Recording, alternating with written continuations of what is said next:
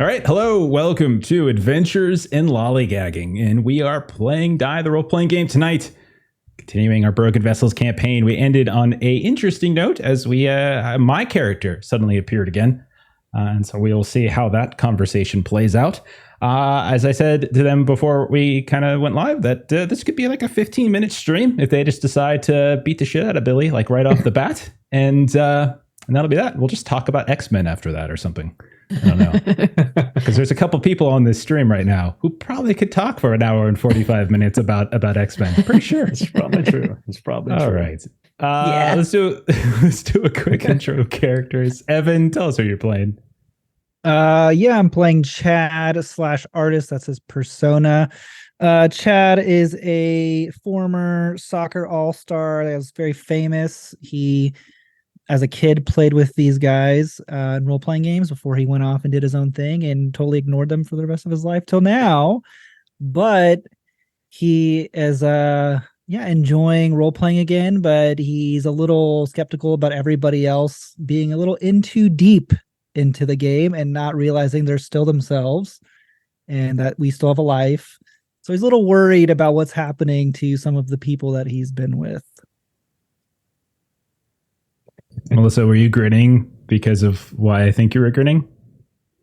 Never mind. She wasn't. Never mind. Forget it. We had a little inside joke. And I thought she picked up on it, but she didn't. Okay. Never mind. Moving on. Next up, we have Kipser. Kipser, tell us about Leaf/Amery. Oh, well, Leaf left high school, got lost and had an accident in the woods, which lost her arm.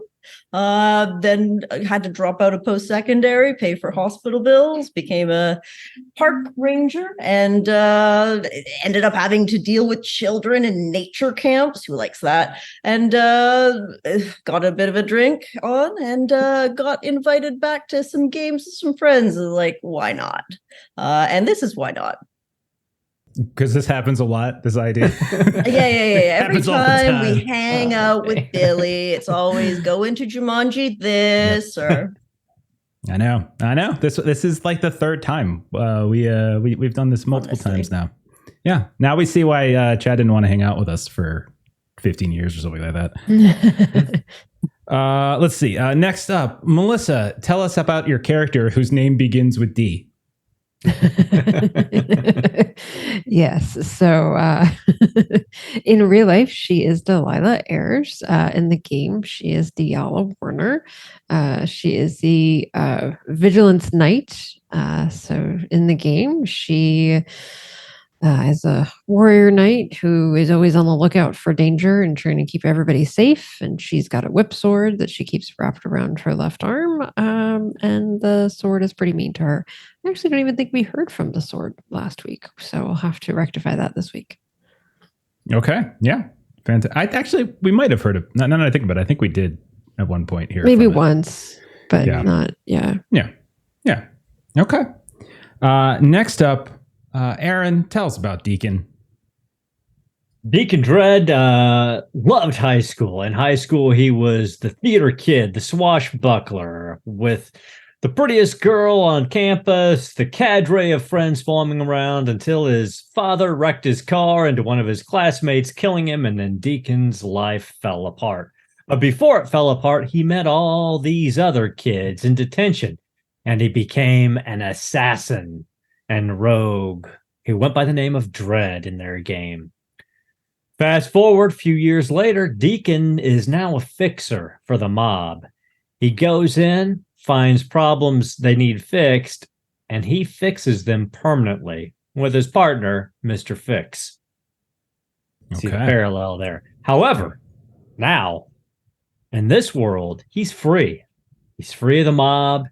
He's free of his responsibilities. He's free of caring about anything that he doesn't need to care about except for himself. He's Dredd, a breaker of hearts and an eater of souls. And he's free to murder all of his annoying high school acquaintances and free of repercussions from those actions. So I feel like it's going to be me and Aaron versus the rest of you in a moment. So we'll see how it goes. And I like our odds because these are probably the two most powerful. So it's going to be fun. It's going to be fun. Next up, and I don't know. I don't know how to introduce. No, I normally I've been saying mean things, but I didn't want to say a mean thing because Tristan is a delightful young man. So why don't you go ahead and tell us about him there, Jeremy? Yeah, well, in the real world, Sean was deeply, insecure young man that needed affirmation and did everything he could to get attention that he wasn't getting, and also kind of a coward who made a lot of cop-out choices in his life. So now he's divorced. He's a single dad. He works at a call center. But here, he's really happy to catch up with his friends, and he gets to play Tristan Wade again, who's a fool, a swashbuckler, a paladin of Anansi, beloved by the Spider God, obviously. And it's just so great to be back. He does know he needs to go back, but it's pretty fun here. It is pretty fun here. It is pretty fun. We'll see how it goes in a minute. Hey, maybe it's going to be 3v3. Maybe Tristan hops on our side, the winning side. We'll see. We'll see how it goes. I'm just saying. Okay, so the last time around, you all were pushing through the sludge factory, which turned out to basically be your high school. You found all these sort of evidence, artifacts of your high school locations, people, etc.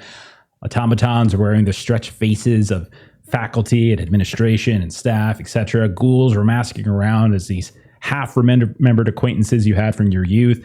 We specifically saw Mr. Lacey, your chemistry teacher, as automaton, nearly choking out Delilah. We saw Mrs. Davies, who was an admin in the front office, who was kind of blocking your progress until you guys reminded her that her marriage broke up because she shook her baby, and then she plodded away. In the art annex, or near enough to it, we saw. Did you just remember that, Jeremy? Did you forget about that moment? You were laughing so hard at that. So cruel. In the art annex, we saw Chad, or artist, I should say, face off against the stenciled monster that he and his brother Adam once tagged or drew.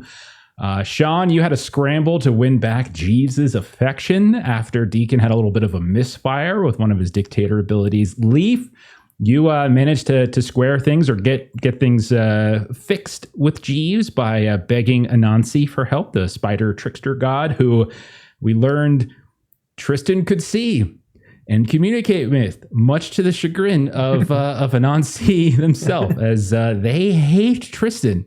And part of the payment for this was that you had to dedicate your next level up, basically further devotion, and Tristan was not allowed to be there whenever you contacted Anansi next. That was the deal.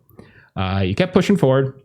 Jeeves is back on side, and you eventually made it to the gym where you fought a couple these big old sludge worms, and then you started crawling through these pipes and into the walled city. When you busted out of this pipes, there was Billy, your old pal Billy, looking not so much like Billy, but like this machinist villain, like this half man, half machine, as he was kind of standing there.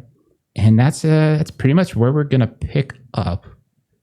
So remember, the walled city is like this dark, compacted metropolis. There's no sky, really. You can't see the sky above. Everything's dark. It's very much this old medieval city, which probably makes Amery happy. However, it's kind of stitched together with these steampunk reinforcements, which probably makes Leaf not happy at all. There's periodic quakes that seem to be happening and bells echoing in the distance. You hear this echo of like this terrible screeching industry machinery going off somewhere from the center, where there's like this big old brutalist building, and you can see that there's all these passing inhabitants. They have cloaks and goggles and such, and it just looks like a city, albeit a very, very dark one. And you all are covered in sludge and grime and abscesses and things that you had to push through to make it through these pipes. You pop out onto this cobblestone street, and there, standing nearby, is Billy as the machinist. He's not alone. He's got a couple what looks like attendants with him, and you can see there's likely an automaton or a golem behind him as well. And he just looks at you all, and he just says, with his tinny voice, "Hey guys, I was wondering when you're going to get here." Billy, machinist, what do you want to be called here? I mean, in front of these guys, I guessed the machinist, but hang on. Guys, can you give us a minute? And you can see like some of his attendants who are dressed in what almost looks like Dr. Frankensteinian like lab coats and such start stepping away, each of them kind of covered in this oil and grime. He's like, okay, yeah, they're gone now. Hey, so you guys having fun?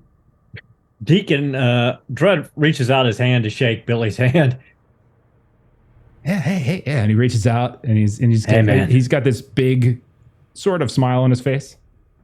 This has been a wild ride, man. I gotta say, at first, I was pretty pissed off. Yeah. Really pissed off. But you know what? Yeah. This feels like home. It's good to see you again, man. Oh, I'm so glad to hear you say that. That's great to hear. Hey, what about you guys? You liking it? Hey, Billy, how do we un-Jumanji now? Like, you guys can stay here, whatever, but... Right to it, huh? Yeah, we'll get to that. We'll get to that. We'll get to that. Don't worry about it. We'll get to... So, I mean, we played games before, but it's, theater of the mind, not like we're in the thing and now we're in the thing. And you put too much. What is that steampunk stuff over there? What the fuck? Well, I mean, and he's like, you kind of actually see him almost for a moment look kind of embarrassed. Listen, like, there's other places, and they don't all look like this. This is just, this is my place. This is just what I, what I wanted. There's other places. It's cool. It's very cool, and the details of the things. Fantasy. No. It's like you've spilled some science on my fantasy. Thank you. Oh, you're such a purist. Oh my gosh. I mean, it would be less fun if we didn't have a little bit of contradiction, though. Yeah. Let's face it. Artist in his jet boots. Now that's a goddamn riot. That is awesome. Yeah, on my eyes. I enjoy it and all, but I mean, I don't know how long we've been here, but I kind of want to go back home. Right. Yeah. We'll get to that. Don't worry about it. But you get like fun, right, and everything. No, and, I am worried about it because we're like killing our high school people. You see, yeah. I noticed that. I kind of look at Dredd and just. Yeah, hey. Something's just never really changed. I was wondering, murder hoboing, but yeah, here we are. There were other ways around. Like when we used to play, there were other ways. Oh yeah. There's always alternatives. Yeah, I you can talk to people and negotiate and engage and problem solve and such, or you could just kill them all, which is that's a path. And she points to Dredd and Leaf. I tried talking to Davey and I tried talking to Michelle. Both of them went feral, and I put them in the ground. Yeah, I thought you put fucking Mike in here. Yeah. Well, I thought, what was it? Like facing your demons or something, or like it would be cathartic, I'd rather just forget. I'm just confused. What was the goal behind this? Oh, yeah. So, and you just hear like this big thrumming, like earthquake start to happen. Yeah. So listen, we don't have a lot of time. I'm not sure. I think you guys have noticed. I've heard you guys have noticed. The world doesn't look great right now. It's kind of falling apart. Is it ending? Yeah, kind of. I mean, it doesn't have to though. Like, and that's where we come in.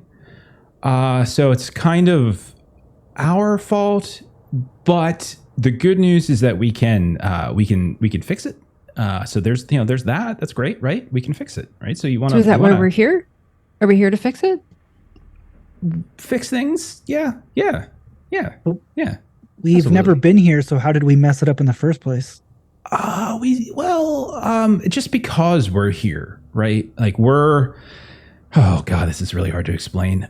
So basically we are outsiders in a way, like all the people you killed, right? All of those folks, some of them, they're just, like kind of program routes and stuff. They kind of come and go. But a lot of them, a lot of them actually were people and could potentially be people again. I don't want you to feel, things happen, whatever. But basically, by us being here, things have sort of destabilized, and we need to make a decision about what we're going to do about that, and then it'll be fine. You put Pennsylvania Poke, Steven's old character, in here. Oh, hey guys! I liked. And he steps out from the shadows. How's it going? Old Why? gang's all back together again, eh?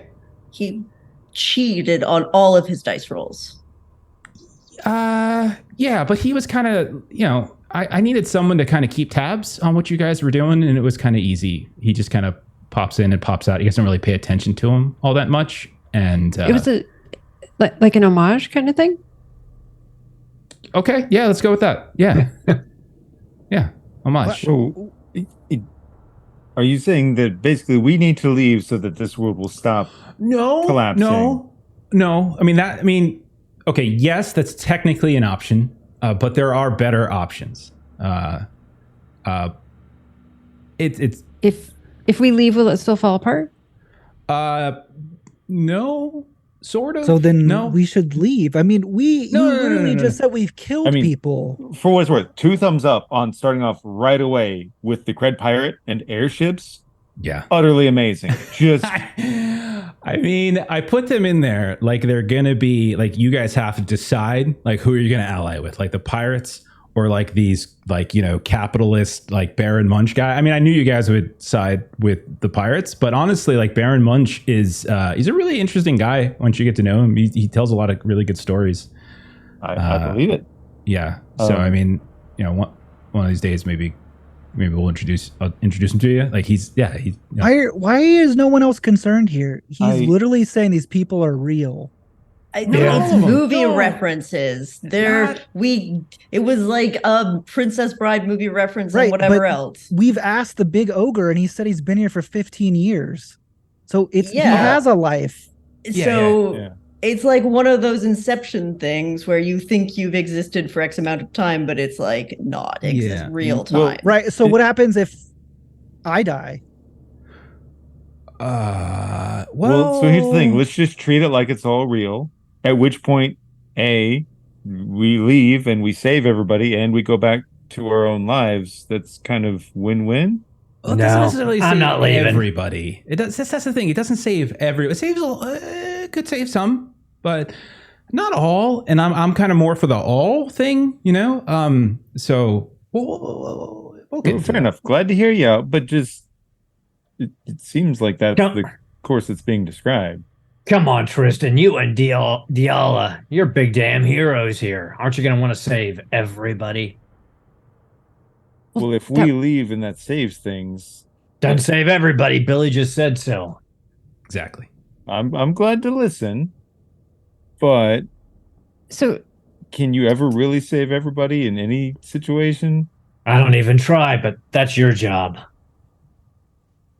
Sometimes when you try, it works, and sometimes when you try, it makes things worse. I did want to ask, Chad mentioned this. How long, do you know how long we've been here? Not sure. Not very long. It probably not very long. Time's not really important, really, to be honest. Like, don't think about it in those terms. Why would we not? We have families. I don't understand what's happening. Oh yeah. I know. Some of you have families. I get it. Yeah. Okay. Let's just beg the question. So what is it that would make you not want to go? Or like, what's the concern about? Like, is it something where we could come back at a later time or something? Like, because that was normally like we never did. Like, we've done some all-nighter sessions. Yes. Yeah. But like, right. So that's the thing. In order for us to leave, all of us have to agree to leave. In order for us to stay and prevent the world from collapsing in on itself, all of us have to agree to stay. Why do you want to stay? Clearly, you brought us into this world. Yeah. What's the benefit? Deacon can have fun murdering people here without consequence, but It's not fun. It's just what I do. I murder people in the real world too. It's not fun there either. This isn't any different. The only thing different here is I don't have people telling me who I have to kill. Here, I can decide on my own. yeah, that's probably not healthy.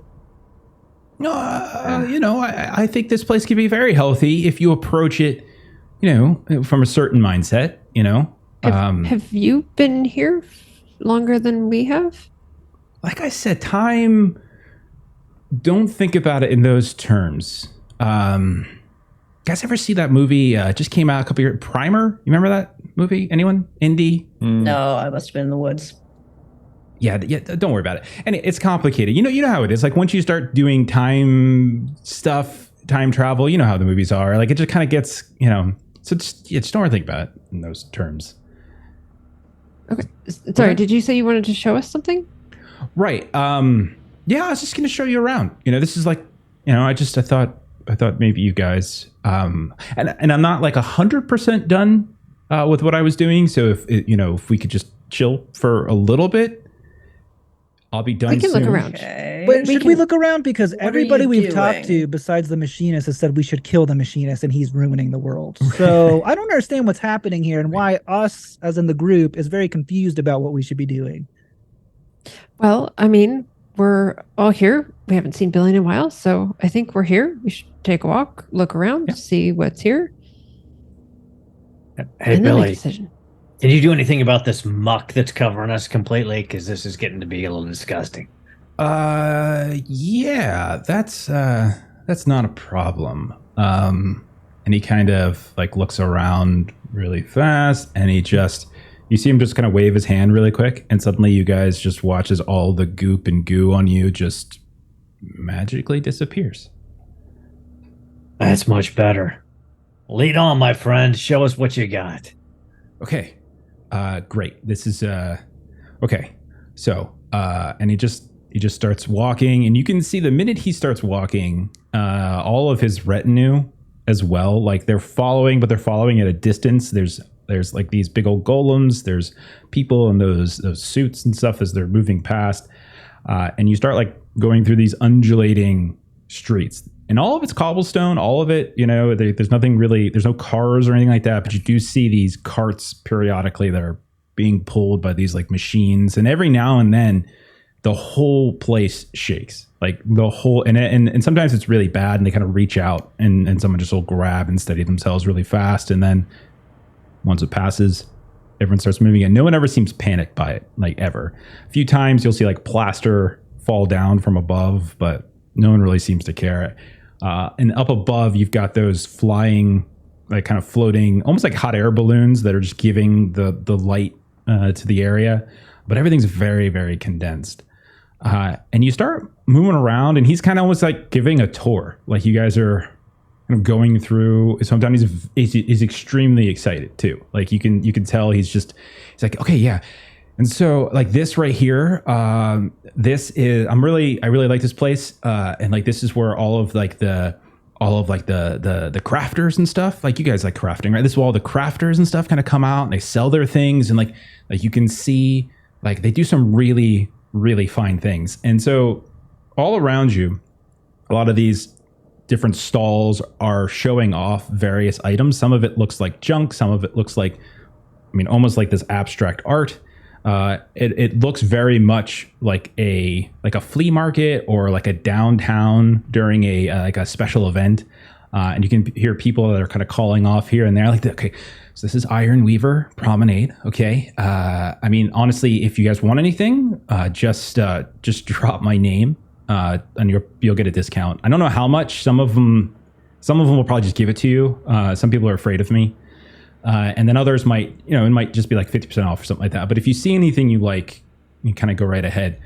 And then like, oh, you guys are gonna love this. Come here. And so he's starting to like hustle like up this hill. At this point, you guys are gonna love this. And as you kind of go up this hill, you see like there's basically a lighthouse that's just like a tower that's just at the end of it. And up above there is this big old platform. And you can see this is where all these like those lantern balloons are like landing, leaving and landing. Okay, and this is Echo Glow. So basically we have these lantern keepers. They kind of go up there and they like, I didn't even do it. Like, I didn't even come up with it. Like, they came up with it themselves. They just made these like devices. Like, it was basically hot air balloons. I mean, honestly, I don't really know how they do it exactly because it isn't actually hot air balloons, but they basically float and they just show light everywhere. And the whole time he's just like super excited. He seems like he's 16 years old. He seems like he's 17 years. Like, he's just super excited and like looking to you all for like approval for like how cool, like yeah. And then this and this. Some of this stuff sounds vaguely familiar. Go ahead. And it kind of feels like familiar to like when we used to play and like Billy would GM and he'd like, kind of pull something out that he'd like kind of put together or whatever for the game. And so there's that familiar feeling of kind of like him. I feel like we finally got to get into your world building folder, but we always went someplace different. Is that what this is? Listen. I don't mean that in a bad way. No. I mean, you guys, I put choices in front of you guys, and you make choices, and like I go with it. I don't want to like railroad you guys to a specific place. I'm not really a fan of that. Like I'm here to like I want immersion in a world, and you guys react. That's how it is. And so sometimes some of these things we don't get to see, and sometimes I can reuse them later. So it's fine. It's fine. Oh, here, this too. And so he starts taking you to like now down this other hill, and moving fairly quickly the whole time, earth shaking, and he's just like, oh, look at this. And you look out and you see like the biggest forge you've ever seen in your lives. Like, it's just this massive foundry. You could see this eruption of metal, of like this liquid metal here and there. It's just the forge heart. So we're digging into the earth, and we've been pulling up some stuff, lots of different things. And some of it, we were reusing it. It's kind of how we have the ceiling and the walls, and we're making these ships and everything. Like, you've seen like the flying ship. Oh yeah, you guys saw the flying ship. That's right. So yeah, we're gonna make them bigger. Like aircraft carriers, but in the air. What do you think? That's cool, right? Yeah. That's awesome. Because when we did that last time, it was like regular ships, and so this time it was different when it was like the flying ships. Yeah, and you're gonna be able to anywhere you want to go, like anywhere you want to go. And like I said, there's other places like Leaf. There's other places like if you want to go to like full on like Tolkien land, like there's a place, and like it'll take a while to get there, but like you can get there. Like I can get there now, but like you can't. I mean, it'll take a while, but Okay, so there's just different biomes, right? Well, like like MMOs, right? And how like there's different zones, and you kind of go and like there's usually like that stark divide. That's kind of more what it's like. Do you get addicted to WoW or something? I mean, I prefer EverQuest because I thought there was a richer world building, but that's me. Everyone WoW just kind of became like a treadmill, so whatever. But anyhow, like that's kind of what it is. So like every zone is a little different, and sometimes a lot different, and and there's a lot of different zones that you would really like. While Billy is talking, Amery is going to start casting Detect Life as she walks, and sort of like breathes in and breathes out this cold air as sort of a frost kind of fills her body into a less living side. And she's just going to make sure nope. All right, well, Also, Pluto didn't like her connecting in. No, definitely not. No, but she's just going to watch as we look through the forge, as we look through the air balloons and the planes and see, are these people alive? And is Billy alive? Does he register? So if the spell failed, did you try to roll it and fail? Did I understand the oops or? Yeah, so I do actually have a 4, so it did succeed. It just means I owe a debt for casting Oh, okay. it. You rolled a 1. Okay, gotcha. All right. Yeah, I know. I succeeded in the spell. Sorry, I succeeded in the spell, but I rolled a 1, so it incurs debt. So, okay. So we got debt with the okay. So you're casting. You're looking around for life. And you certainly see, like, he's got his retinue. He's got some people there. You can see that there's other folks that seem to be functioning within the forge area here. People are coming and going on the streets. And while definitely it's a mixed vibe you're getting because there's so much machinery here, you do have signs of life, for sure. Like, undoubtedly. Interesting. Yeah, and in high quantities, too. But again, like, some of those automatons and the golems that you see moving around, it's a little murkier in terms of what you're getting back from them. But from the people with those Frankenstein-like robes and from the forge workers, all of them definitely seem to be alive. And a few of them, like, when you guys pass, you can see, like, they kind of are very deferential.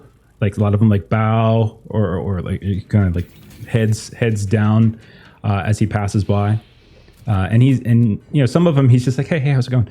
And then others, he just doesn't really pay attention to at all. He seems very... like almost like he's just very, very energetic. And he's just so excited to show you guys everything is kind of where he's at. This is all amazing. I love every bit of it. And I like seeing that you're really happy because I know a lot of us went our own ways. I know you've probably had a hard time lately, and I can see why this would be so good. What hard time? There's like a whole Damocles sword thing going on there with the rumbling, right? And I like walking around and checking this out, but you told us there's this whole like cataclysm thing and the rumbling's still going. Right. And don't worry, that's something different. Unrelated to, everything else. But if we just leave, then it solves itself. So why can't we just leave? Because all of us have to agree. And you don't want to? No, not really. There's things I'm trying to do. Okay. And I don't necessarily want to stop that. But why would we care what you're trying to do? This is like a fake fantasy world. This isn't real life. Fake. Nothing about this is fake. It's a real place. Dredd killed Michelle's dead in real life. No, but when you guys, he kind of looks over towards Tristan. You guys face Caleb and some of his cronies and stuff, right? Mm-hmm. Mm-hmm. Funny story. Do you remember how he and the guys used to like make fun of us and pick on us and all that kind of stuff for playing all these games? Well, guess who started playing games? Like pretty much right after that. They did.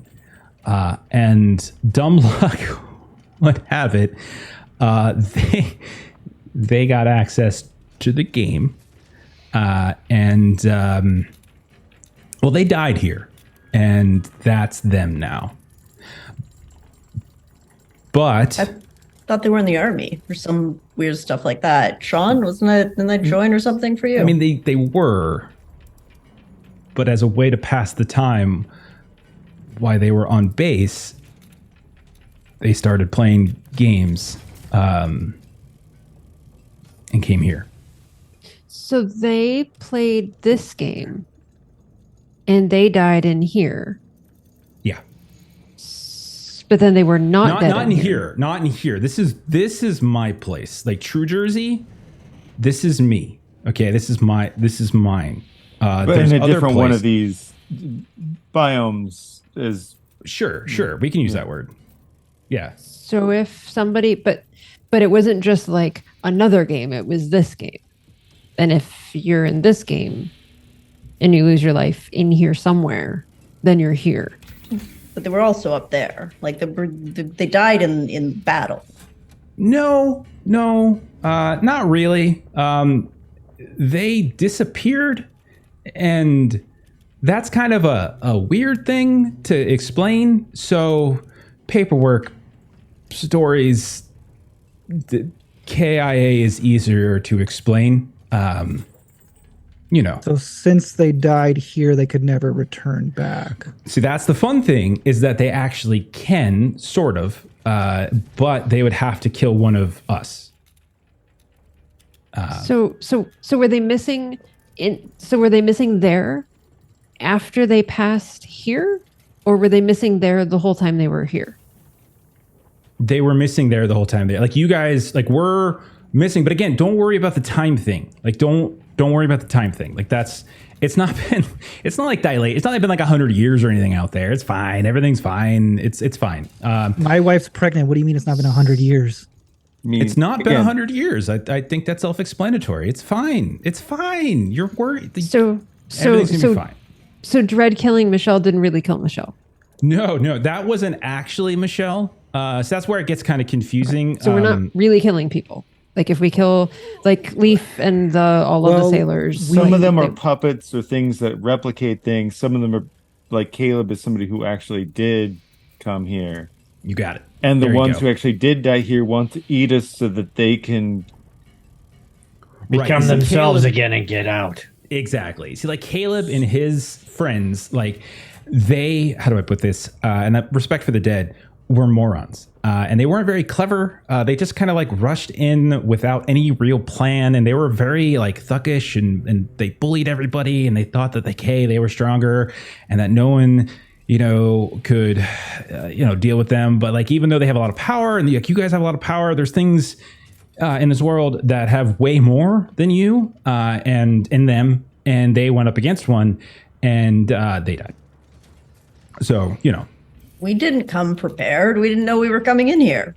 I didn't throw anything at you guys that you wouldn't been able to handle. Don't worry. Like, everything's fine. Like, I didn't drop you guys I can level in Trenton, villages, for crying out loud. Yeah, I heard about that. Why is no one concerned we are missing from the real world? So our families, our whole entire lives think we are gone. No. I doubt anybody's even noticed I'm gone. Well, no one's really noticed that any of you are gone, or us. Any of us are gone. I told you, time here doesn't work like time out there. So the time we're spending in here isn't the same as the time we're spending out there. Right. And the time spent in here is time that there are people that will try to eat us to keep us from getting back to our families. Come on, What's your guys, get with it. argument? It's just like the Lovecraft stuff we used to read when we were in high school, and the Dreamlands. That you could spend 100 years in the Dreamlands, and you'd come back, you'd wake up, and it was 4 hours later. That is an Same assumption. thing. We don't have Or proof of that. Billy, go the other way. Why? What are you working on? You keep saying, I'm working on something. Hold on.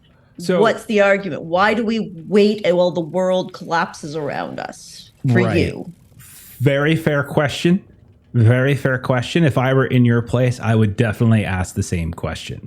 Okay, guys, I want to show you this other thing down here. What?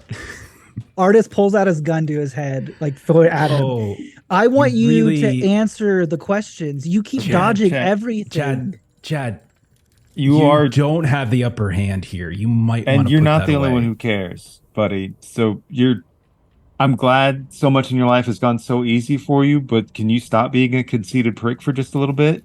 We are gonna get stuck here. I fucking know. Okay, but we don't have to be assholes while we're having the conversation. He's just gonna show us around La La Land for the I next know. 4 hours. And some of us have some goddamn tact. Way better than La La Land. I didn't even like that movie. Sorry. No, it's fine. That's fine. You've had everything put on a fucking silver platter for you, and then you bitch like you're the only one who's special. I'm just saying, you guys don't. Some of you don't have a life, and you're not really that. I've eager got to a go back. fucking life. I have Wow. an actual daughter. Okay, I'm and it's happy actually for you. yours too, right? It's not like Chad with. Now, don't be a prick, Billy. Oh, sorry. I'm sorry. You're right. I should have stayed out of this one. Okay, I'm sorry. I don't like being this way. And just Sorry. Your For us to problem make an solving skills has gotten informed- better, Sean. Decision. We need to be informed.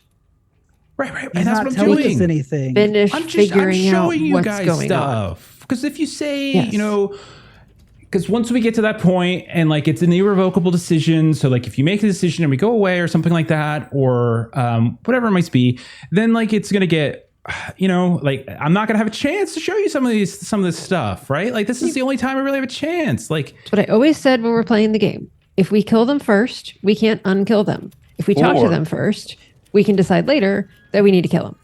True. Here's a Yeah. great idea.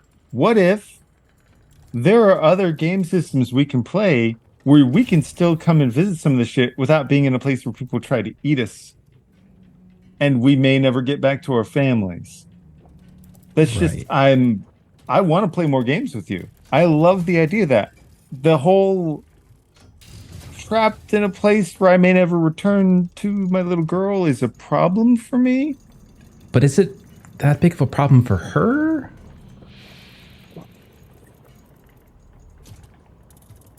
I mean, Deacon Dude. gives That's Deacon uncool.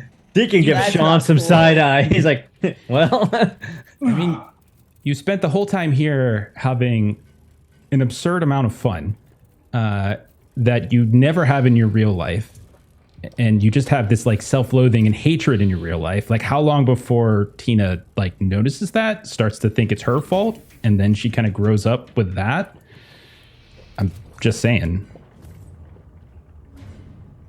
Anyhow, listen, there's this other place down here. You guys really have to see this. I really, it's Can't like, flick a switch like that and unflick it. As Delilah, Dahlia, what are we going by right now? You can call me Delilah if you want to. And I can, speaking from my own Tina, she, you know, was a cute kid back when she was 7, but, you know, not the same anymore. I'm up for some walking. Let's walk. Let's look around. Let's get some more information, and then we'll make a decision. And thank you.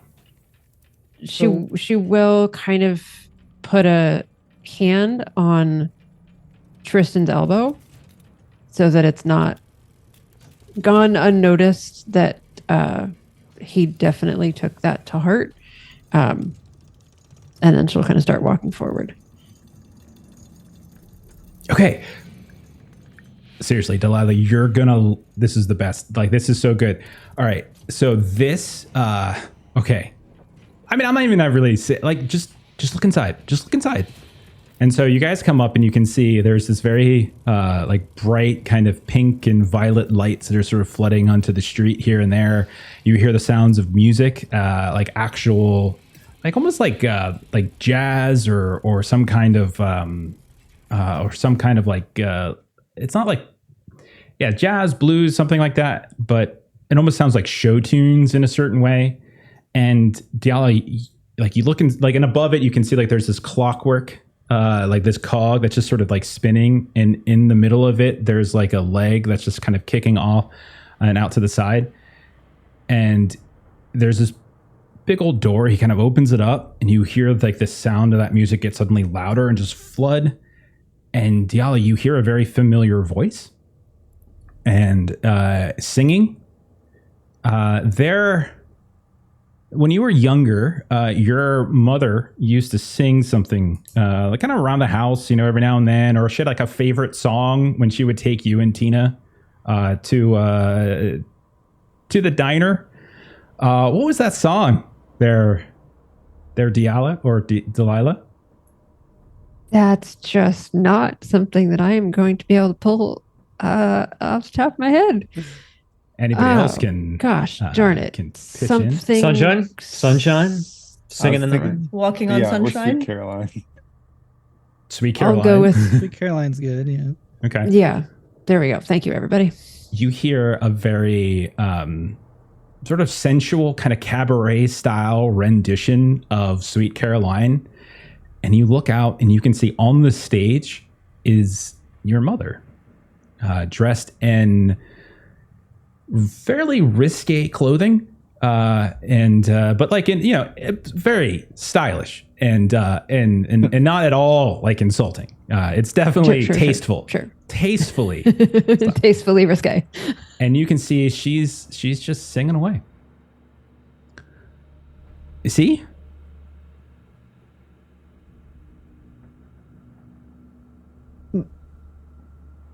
Mom? And you kind of, it's very loud, but you do see the woman's head who's up there. She kind of turns over and looks in your direction, and you see a bit of recognition pop onto her face and a big old smile. And then she kind of looks and she sees like Chad, and she sees, Deacon, and she sees Sean, who she kind of, and then she looks over and she gives you all like a nice big smile, but she doesn't, like a true performer, doesn't break her stride. And you can see that everyone in the audience is like clapping and cheering for her, and she looks about as happy as you've ever seen her. Delilah would kind of go in and start walking towards like the stage area. Okay. Yeah, you walk in, you kind of push through. It's a very busy crowd, and there's like whistling and there's cat calling, and like, but you can see that she's just like, it's like everyone in here. It's just a club where everyone kind of comes together, and there's like no judgment. It's free. People are singing along and laughing and everything. And then eventually, like, the music kind of comes to an end. Everyone starts singing the Sweet Caroline. Like they come in, the audience comes in on the chorus. And eventually, like, the light fades, and she like disappears back behind the stage curtain. And fairly unceremoniously, Delilah will like get up on the stage and go back. Okay. And you kind of push your way back, and you can see like a couple times it looks like you're going to be stopped by bouncers, but like Billy just puts up a hand and like they don't do anything. They let you pass. And you make it into like this, just a back room area, dressing rooms and things like that. And you can see they're sitting in a chair in front of a mirror and kind of dabbing some of the sweat off her brow. You can see her mother, heavy makeup, like stage makeup here and there, and really overdone for that kind of cabaret like burlesque effect. But she is nonetheless there. Smells amazing in here. And you can see that there are all sorts of flowers, these set pieces all around. Except when you're looking, Delilah, you realize that none of them are actual flowers, but rather there are these like pop-up fake creations of flowers that look exactly like the type of artwork you've been trying and not being so successful at selling on your Etsy shop for the past couple of years. But they are all over the room. Mom. You can see. She looks up. Oh, hey, darling. And she's just like, 1 second. Oh, this makeup is just so, it's just caked on. Oh, is it running? Does it look like it's running? It doesn't matter. And she runs over to give her a hug. Oh, and then she is covered in sweat. And she's like, oh, it's okay. It's okay. It's fine. Oh my goodness. No, you're going to get caught in no, careful. Your sword or whatever it is. It's caught in, oh my gosh. Oh, sorry. I cut your outfit. I'm sorry. It's really sharp. I'm sorry about that. Oh, it's fine. It's fine. I can get another. It's fine. Oh, so gosh. Does she look like the age she was when she passed away? Or does she look younger than that? Like, well, you want to tell us a bit about how she passed away? Yes. So she had gotten sick when Delilah was in high school. So she had like a bout of cancer. And then all of that was cleared. And then when Tina was a teenager, it came back, and it was very quick from the time that she kind of was diagnosed and passed away. And so that's how Delilah ended up kind of helping to raise Tina. She looks healthy. She looks like before she got sick. Like everything, like there's nothing in her that suggests she's sick at all. She looks vibrant, young. You know, she's still older than you, but like not like obviously older. But she looks healthy and happy. Yeah. I don't even know what to say. It's so good to see you. And you know, her eyes are kind of like welling up. Don't, if you cry, I'm gonna cry, and I have all this on. I cannot cry with all this on. So please, for your I haven't, it's been 7 years. It can't be that long. Don't be ridiculous. It really has. Tina's 22. What, is she here? Billy said that he was looking for her, but that he hasn't found her yet. But you're here. How are you? You never played these games with us. You always said they were silly. I mean, you didn't judge us for it, but you know, you never wanted to like play yourself. Do you think I didn't read and look into what my children were doing? Well, no, you're right. That's true. You would have. But you never like sat down at a table with us or anything. Nobody I probably wouldn't their have wanted mother you to. sitting No, down you're right. at the I table wouldn't with their have. friends. I should have, though. I really should have. Plus, I didn't want Sean staring at me the whole time. Well, he's everyone is a good person. Oh, Sean's delightful. Sometimes. In small doses. Well, so is this like, do you want to be doing this? I am having so much fun. Did you hear them? There was so much loved applause me. for you. I know. I never got to do this when I was younger. I used to sing all the time.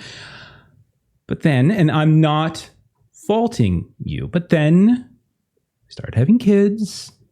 We know what happened with your dad. And there just wasn't time. But now there's time.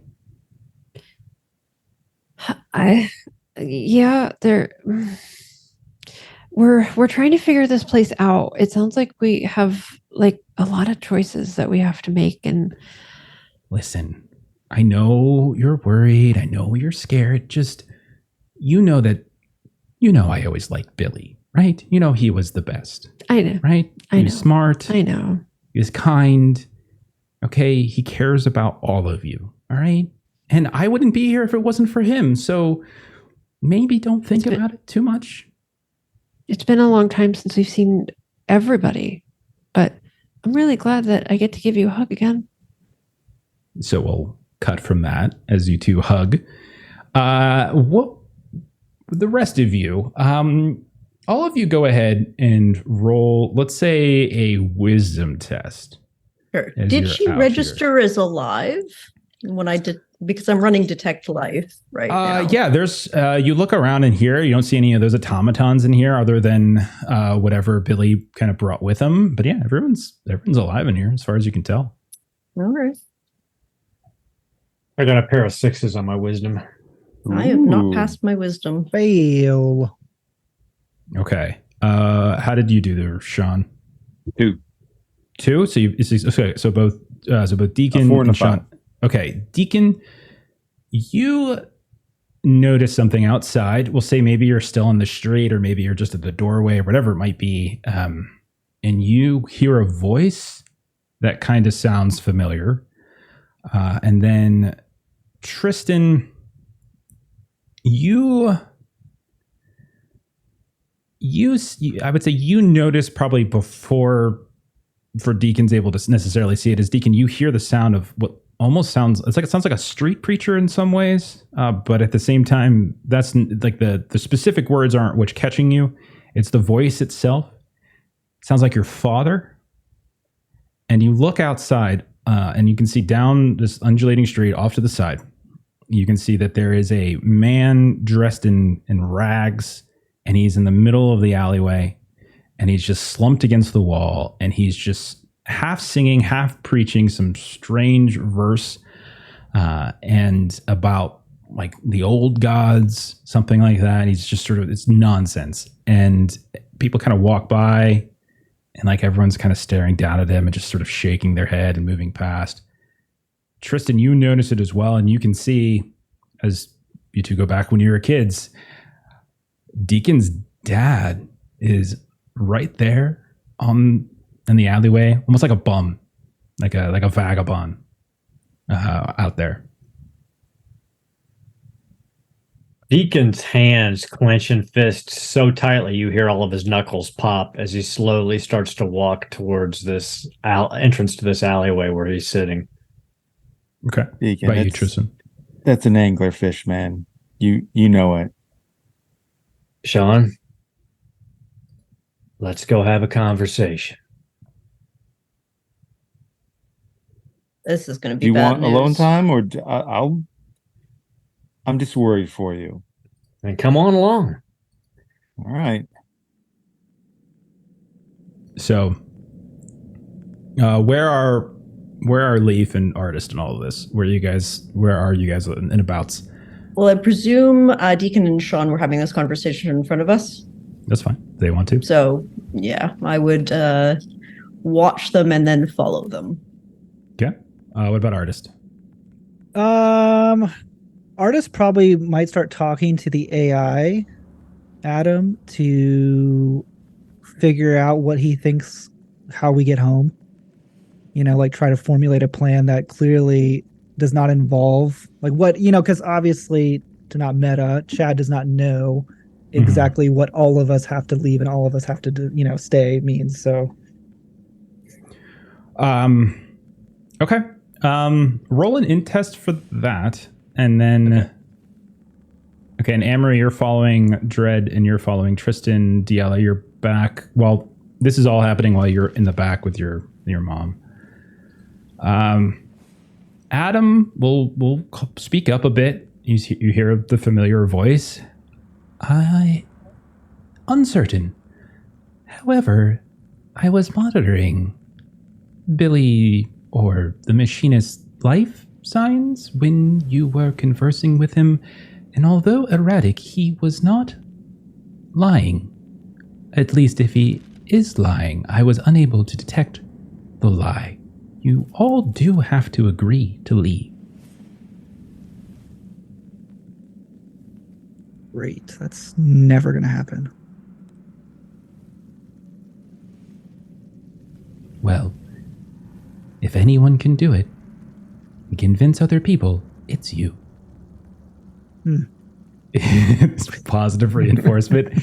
It doesn't sound like they entirely believe it themselves. Okay. So you move over to, so those of you outside, move over to the alleyway. And when you get up close, you just hear, you're all gonna see, they're gonna rise up and they're gonna take us all and our slumber, gonna bring us to the great hereafter. Because all you sinners and fools and those who don't walk a righteous path. Oh, hey there, you all look familiar. As he kind of looks up. Deacon reaches down, just kind of cups the side of his face for a second, and then grabs his right ear and drags him to his feet. Oh, what are you doing that for, man? Oh, God. Oh, why are you doing that, man? Sober up, old man. Why? What's the point? World's ended. What better Look at me. time? Look Yeah. at me. I see. Do you see me?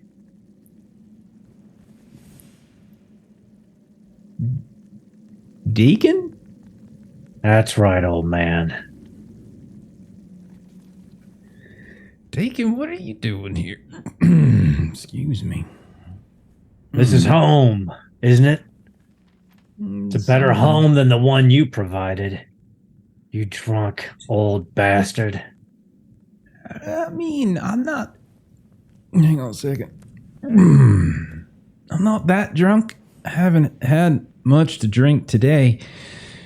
Hey, and he kind of leans over, not necessarily recognizing Sean. Hey, you think you can help me with that? There's a tavern down the street there. They don't serve me anymore. You think you could help an old man out? Deacon drives his thumb and fingers around his trachea and just squeezes a little bit. Why are you doing this, man? Old man, you talk to me. You don't talk to my friends. You owe me. And then he lets him go. Okay. I don't have nothing on me. You know, I don't want anything from you. I want you to know. After you killed my classmates with your car in another one of your drunken rages, our lives fell apart. Do you know where Mom is? You broke her heart. She doesn't even know who she is. Laid up in a care facility. Nobody can reach her. She has no idea who I am. You took everything from us because you couldn't stop drinking. You piece of shit. Hey, Deke, listen, man, some of that might be true, but they didn't have it ain't my fault. They didn't have their seatbelts on and everything. Wear their seatbelts and they would have been fine. It would have just been a little bit of a concussion or something. And as for your mother, Deacon punches him right in the mouth. He's like, listen, all I wanted to be was a goddamn movie star, an action hero. I wanted peace and happiness. You know what I am now? I'm a shadow of everything I ever wanted.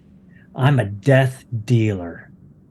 All I do because of you, because I was stupid enough to make a deal to keep you alive in prison when I should have just let them shank you. So I've tied an anchor around my legs in the shape of your drunk damn body, and I've been drowning ever since. I mean, I never asked you to make the deal, Deke. That was you. Oh. That's right. That was me. First and last real mistake I made. Well, I don't know nothing about no movie star, though they got a theater or something around here, and Billy said he's working on your mother, so let me put it this way, old man. You need to start walking, and you need to never stop, because if I see you again, I'm going to show you exactly what I learned how to do over the last 20 years, and it's the most horrible thing you can imagine. So if I ever see anything other than your back ever again, the rest of whatever this is for you will be agony. So move. All right, man. Calm down, Deke. And he kind of looks for a second over. Just talk to him. Will he just calm him down? I'll give him a hand up. Angry. And then I'll do healing touch, but turn him to face the other direction.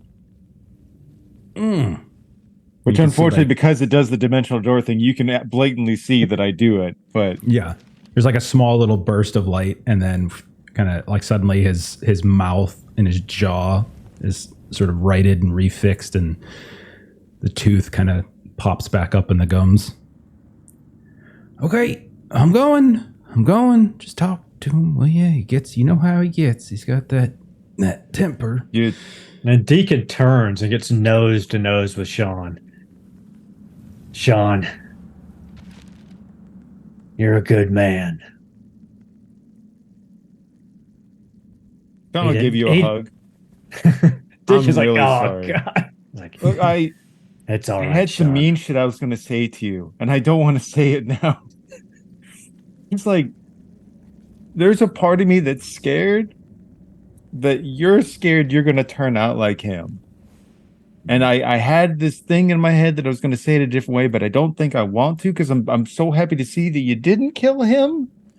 But like, I think on some level you are scared that you're going to end up like your old man. You know, you're scared that you're going to give in to this like need to escape. You're going to give in to your addiction, just like him. You know, on some level, as shitty as your life is, I think you're scared you're going to hurt innocent people. You know, I think you're scared that you're going to break entire families, just like he did. And maybe most of all is she might be in a home, but I think on some level you are scared that you are going to leave your mom just like him. And whether it's for her or for you, you have to know if you stay in here on her last day, she's going to be on her deathbed and she's going to be alone and afraid and abandoned because you were just like him. And I don't know if there's anything I can do to help you out there in the real world, because I'm really sorry that you're in the shitty place that you are. But I think that you're better than that. Sean, I pay for my mom's care, but I can't see her. Feds sit on her 24/7. They've been trying to pick me up for years. Hey, But I hear what you're saying. And you're not Deacon. 100% wrong. What is it, Amery? we have shitty lives. We should do it for Sean, and I live in the woods. I know where you could disappear and no one would ever find you, and you could live however you wanted. There's no disappearing from the people I work for. And to be honest with you, in the real world, I'm There's safer no with them. signal anywhere. You And don't- it's you don't- beautiful, and it's a cabin. You don't on the understand the people I lakeside work morning. for. I mean, look, we haven't spoken in years. They're going to knock me up? Whatever. I don't have anything. You could get out. You do it because Sean is a good dad. The last 5 people I put in the ground for the organization were in Witsec. There is no place you can hide from them. Yeah. There's nothing they can't find. Well, I mean, If I go back, that's You- just what I go back to. probably buried bodies that have never been found in the woods. The woods aren't witness protection. We don't bury bodies. That's old school. We get down Fair. with the bodies. There are bodies. That's not the point. I'm not hashing my business. All I wanted to say to you, Sean, was I'm sorry. Okay. I feel better that it went that way. I don't really feel like being mean about all this, and I really wish things were better for you. John, I gotta ask you. You got everything here. Nope. You have the dream of you've got my dream. You've got your dream. Yeah, because I wanted to be just like you. So hooray, I get to pretend to be you while I'm here. But it's not But that's- pretending here, is it? It is. This It's going- is so much fun. But do you know why I've been doing this? Because I'm fucking scared shitless. This weird little die thing, I don't know how your thing works, but mine has this like momentum thing and it's more about the how than the what. I'm fucking terrified, man. And like if I stop and I think about it, like Sean, I don't think my shit's gonna work. So it's easier to just fucking lean into it. And I'm Tristan, woo-hoo-hoo-wee, but it's not that fucking fun when people are gonna come fucking eat me and I'll never see my daughter again. It's going back to her that important. Yes. Yes, of course. Are you a better dad than that piece of shit that just walked away? Are you telling me you're going to dedicate your life to making your daughter the happiest kid and the most prepared young woman you can, and you're never going to fail her in any way that matters, and that you're always going to do everything you can to I can't protect promise I'll her? never fail her because I mean, come on. Can I tell you a secret? I have a fucking Five Nights at Freddy's stuffed bear that we call Deacon that we have her talk to sometimes when she needs to talk about hard feelings and when she's scared of how somebody looks or sounds. I know that sounds mean, but I've got weird shorthand that I use to try and talk to her about hard feelings. Damn it, Sean. I hate you so much. I know. Deacon I know. leans in.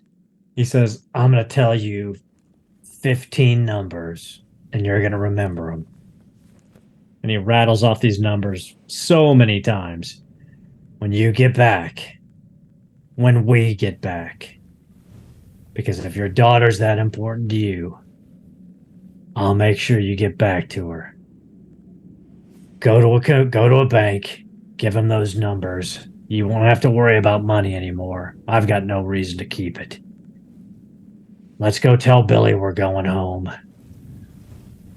Hey, here, catch. And Amery will throw a bottle towards Sean and Deacon, whomever catches it. Deacon needs to catch it because I'm picking him up and hug. There we go. Deacon will try to catch it with one arm. It's a bottle of opioids with the name Ronald Bass on it. It's a bit of a grenade. All right. Well, hopefully we won't have to use this, but Deacon, fucking come with me in the woods. Disappear this way. They don't ever have to find you. they would find you. Then trust me. Get a few years free. Trust me, Amery. It doesn't work that way. But we'll see. We'll see. Why not try? Can't be worse. There are other. Thank you for the offer. Let's go face the music. Let's go. go. Sometimes there's staircases just in the woods for no reason, no houses or roads around them, just staircases. You find them in the top of the mountains. That's weird and kind of creepy. Yeah.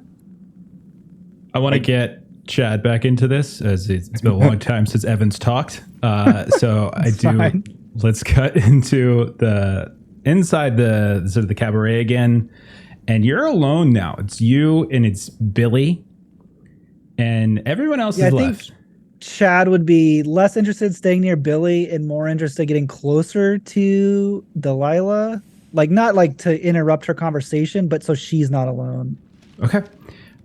So yeah, if you want, sure, you can slip back behind the curtains again. And again, someone looks like they're going to stop you, but like Billy kind of, he doesn't stop you. He just lets you pass. But you notice as you're coming back here, like there's all sorts of sets and displays and things like that. As you can see that this is some sort of like playhouse. They do cabaret, do other things. You hear the sounds of like a spray can, and you look over and you can see that there is somebody at the kind of the end of the hallway, young kid, kind of on his knees a little bit, and he's kind of spraying what looks like some kind of set display. And from behind, you would recognize him from the front, from the side, from behind. You tell us a little bit about what Adam looks like, especially healthy Adam. Yeah, I think Adam at this age, he probably would have been like 8 maybe before he got real bad. He's just like a little blonde, blue-eyed kid, just pure innocence, just living his life and not knowing what could happen to him. And he's just like him and Chad did as kids. It's just something to pass the time. It's something to have fun. And it's something to, when your parents say go outside until it's dark, this is the kind of things we did. And you can see that he's doing exactly what you did before, except this time he's kind of his own little style. As he's creating scenery, what looks like for some set, for some play. And, he finishes up with one, sets it off to the side, turns. He's got his big old rucksack next to him, and he kind of shuffles around into it and kind of looks up. And like it's no big thing whatsoever. Like it's not even been, he's like, hey, Chad. And he grabs another can, pops the top off, and continues what he's doing. Yeah, and I think Chad's reaction is very similar. I mean, Chad has been like the most aware person in the group, so he is not believing, like, he understands an opportunity to talk to Adam, but at the same time, he's not emotionally invested in it, if that makes sense.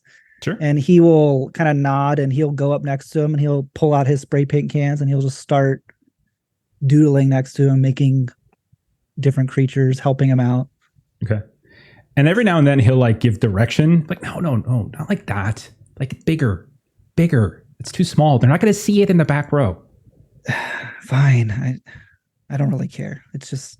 What do you mean you don't care? Like, I mean, it's not about if they can see it or not. It's about the fact that we get to do it again and make monsters. Yeah, but I mean, I like that's true. But I also, I like what we made. So I want other people to see what we make. Yeah, we'll just like rig some kind of pulley and it can lift up or something. There's always ways around it. I guess we could do that. I don't know. They have all sorts of machinery. So Billy's pretty good about helping with that. So yeah, we can probably do that. Yeah, I'm sure he is. Yeah, he is. Yeah, he is. Okay, cool. I'm glad we agree. You don't have to be an asshole about it, but I'm glad we agree as he starts Oh. Okay. Yeah, but he's not going to ask him anything deep or anything. Okay. It's just going to be enjoying the time and having like an old memory kind of type of thing. Absolutely. And the whole time, I would say Adam does the same thing. He doesn't actually dip into anything other than just criticizing what you're doing because you're doing it wrong. Like that's the only thing that he would be saying here and there. And it's not that you're doing it wrong. It's just that you're not doing it the way that he wants. Right. His idea. Yeah. Yeah. Okay. So we'll cut back outside for a moment because as you guys are coming back in, tossed a pill bottle, you hear walking away the cobblestone footsteps of Dred's dad. You hear him suddenly go, "Ooh, watch where you're going," and you can see someone kind of ran out and kind of bumped into him. Leaf, you watch as a young child kind of steps up, kind of dusts herself off. And you can see she kind of takes a second, kind of hesitates almost as if she was going to say something, but then she keeps it, doesn't say anything. And she's just like, "Sorry, mister." And then turns and she's got this satchel on, this sort of very tan color, almost like something from, from one of those like Boy Scout, Girl Scout camp type thing. And like you see, she turns and starts kind of running down the street in your direction where the three of you are. Not necessarily running to you, but like just happens to be running in your direction. And you recognize her, Leaf. Do you want to share where you recognize her from? Yes. So in some of those lovely nature camps that get forced upon Amery, there are groups of support the disenfranchised children of America. And they send out foster kids. And most of the time, they're little craps. One of them she connected with. And she didn't care about her the first year. Second year, learned her name. Third year, all right. So she started to talk to her and they connected. And she tried to adopt Amethyst, Amy. She hates Amethyst. That's her parents who gave her that name.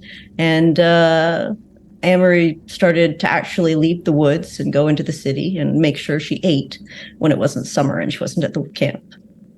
And then the fifth year happened. She couldn't adopt because she was a single person with mostly a cabin in the woods. That not a great place for a kid, according to social services. The sixth year, she didn't come back. Summer camp happened. No Amy. So Amery went to town to find her, and there were news stories. Hadn't reached the woods. Maybe some radio, but hadn't been listening. There was a murder of a 13-year-old little girl named Amy by her foster parents.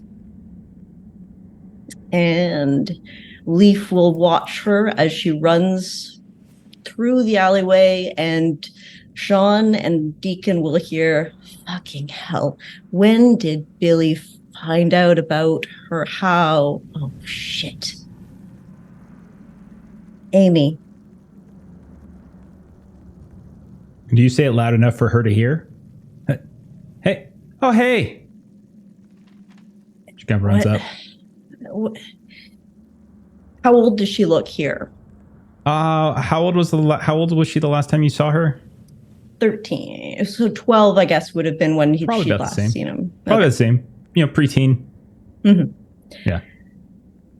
You're here. God damn it. Billy got me. You're here. Yeah. Oh, Billy. I met Billy. He's nice. Yeah. You're eating?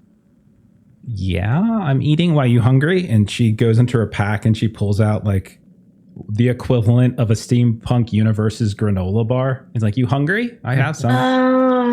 No, that's okay. Yep, thank you. I will take that. I think it's made with like mushrooms or something, but it tastes really good. They put a lot of sugar in it. Here, Sean. Yeah, so I'll eat that later. Bread and mushrooms. It's not bad. It's not bad. How long have you been here? Awake? Aware? What do you remember? What do you mean what I remember? I remember, well, I'm supposed to go, I'm delivering a message. That's what I do sometimes. Sometimes I deliver a message. I met somebody by the churn and they're sending me over there to the Fort Hart and I got to deliver a message. Okay. So you're a messenger here? Sometimes. How long? Okay. You're enjoying it here? Or Yeah, it's fun. Okay. Sometimes I get to go up in the balloons and I can look over the city. You have a place to live here? Yeah. Okay. This is more city than I'm used to dealing with, honestly. Yeah. He lets us go out sometimes though. We can go outside Let's sometimes. go And when he out? finishes because when we go out, like it hurts our eyes. So it's because it's really dark here. So, but anyhow, one of these times he said he's making these big old ships and then we're all going to go on the ships and then we're going to travel and then we're going to find a different place. And we're all, yeah, it's gonna be great. Deacon, Sean, this is Amy. She was a kid at a summer camp for a number of years. I tried to adopt her. They wouldn't let me. That's a shame. You would have been really lucky. Yeah. She was murdered. What? You were murdered in our world. What? I'm fine. I'm right here. She looks up at Sean. Hi. She looks over at Deacon. Oh God. Thank She you kinda for leans the back a little sugary bit. mushrooms. It's okay, kid. And she's like, she kind of leans over. You know what he is, right?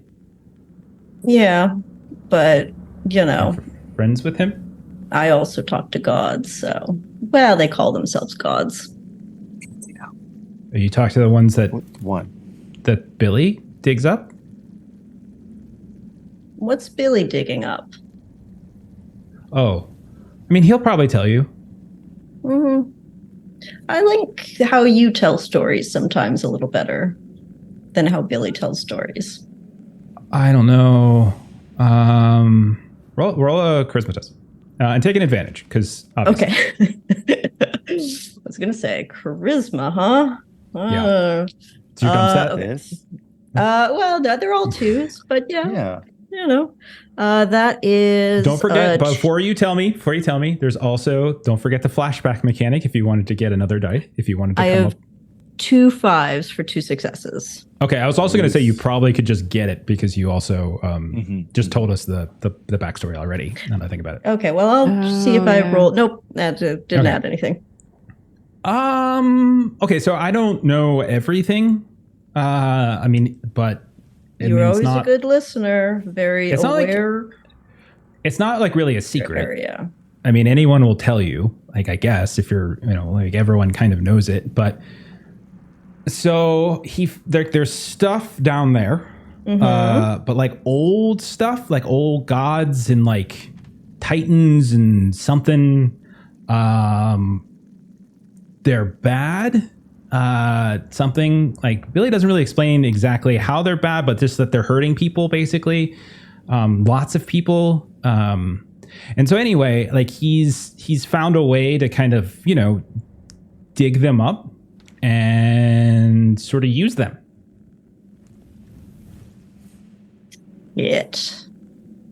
Billy's got an arsenal. Oh yeah, he's like really powerful. He's super nice. Like he's not mean to any of us. He feeds us. We have a place to live.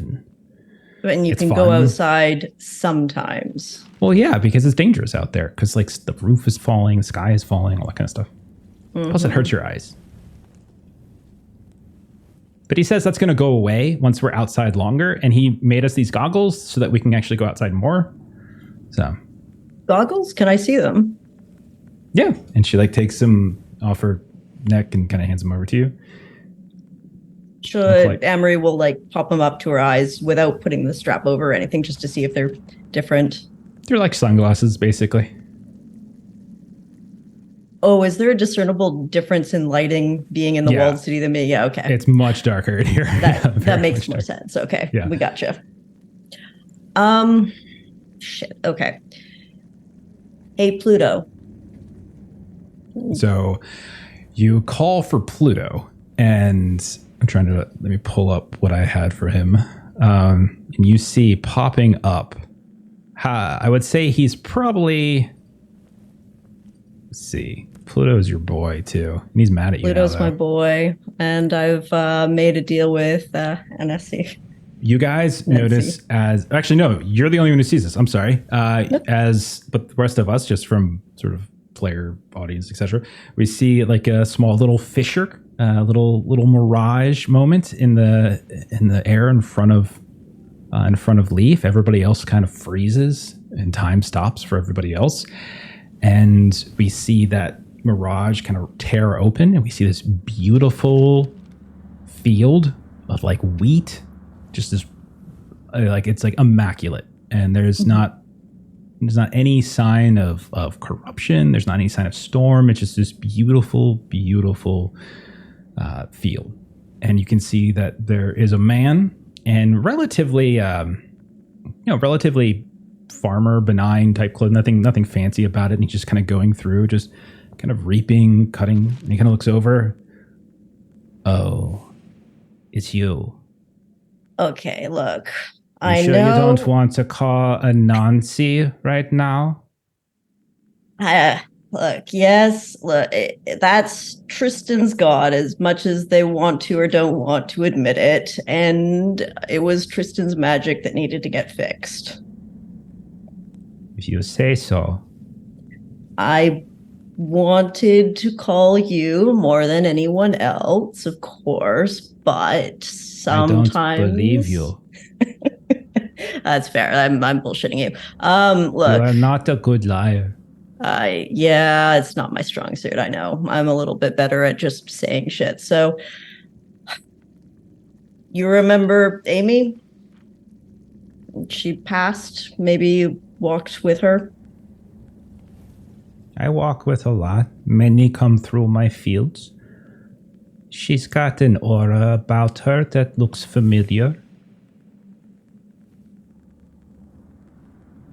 What would it cost to bring her back with me? I would probably give you anything. To Carte bring blanche. Bring her back to my world. Bring her back fully. You can see like pity, like pity comes over his face. Oh, my dear girl, that is not something I can do. You're the most powerful god I know. Why not? True. You got to be able to do that. Doesn't work that way. we control what we can.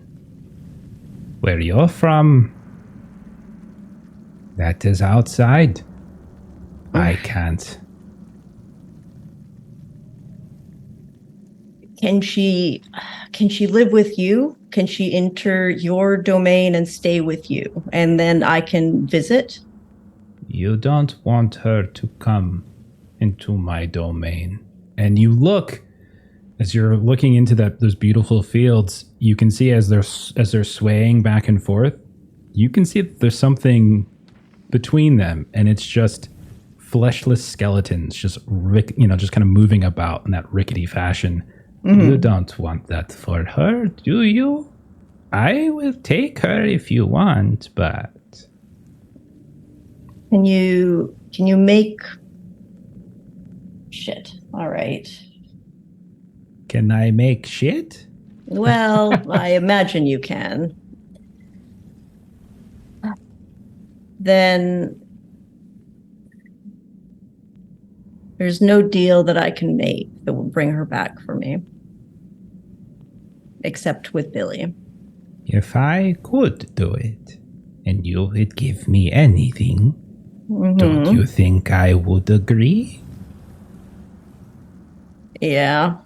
All right. I'm sorry. I talked to the other gods before I talked to you.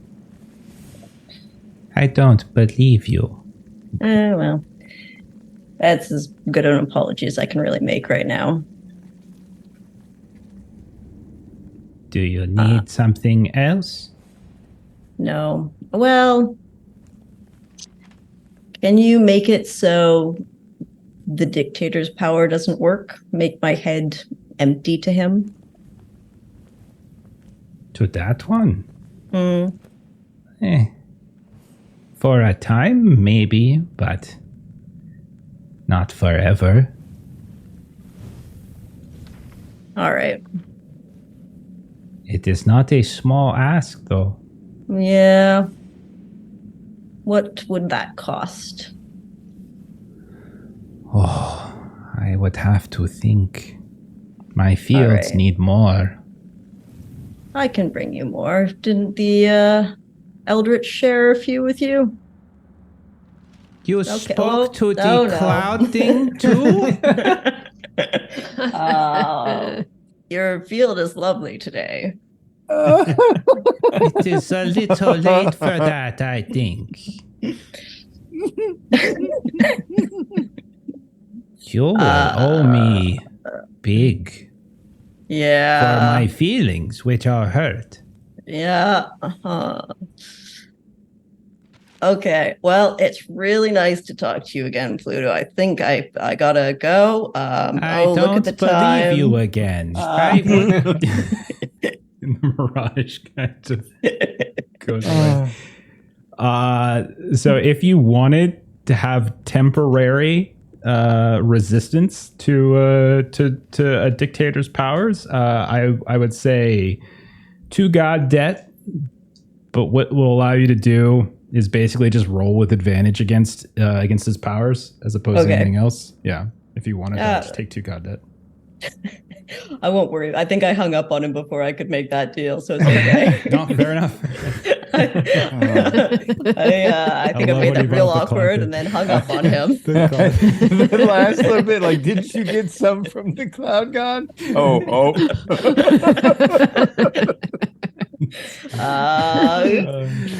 Hang up. At this point, we'll say everyone comes back together in the lounge of that cabaret thing. The show, we're in between shows, so like there's nothing on the stage. People are getting drinks and mingling here and there, but one by one, you all can emerge with or without the various people that you've met along the way if you want. So whether Amy is there or she kept going, or whether you leave Adam where he was, or whether you want your mother to return with you. We all know where Deacon's dad is. But we'll say all of you, one by one, come back in, and you can see Billy's there, and he's still got that kind of rusted metallic look to him, but he has this sort of like hopeful kind of grin on his face, just kind of like the look that someone gives you when they just cook something and they want you to taste it and tell them it's good. And he's just like, kind of, hey guys. Billy, I gotta tell you, this place is amazing. You've done an incredible job. Thanks, man. Thanks. But Thanks, Deke. do you remember when we used to play?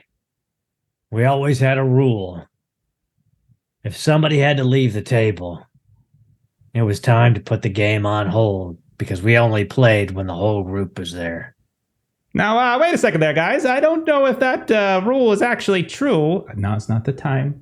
And so he's, oh, sorry. Kind of steps off. I hear what you're saying. Yeah, I get you. This isn't a me rule. This is just how it is. I know. Billy. It's all or none. I know. I understand. And I understand what it's going to take. But Sean's got to go home. Chad has to go home. It's time to step away from the table for a while. Got to hug my mom. Right. And You didn't come in. That's my mom up there. Shh. Delilah, Deacon, that's wonderful.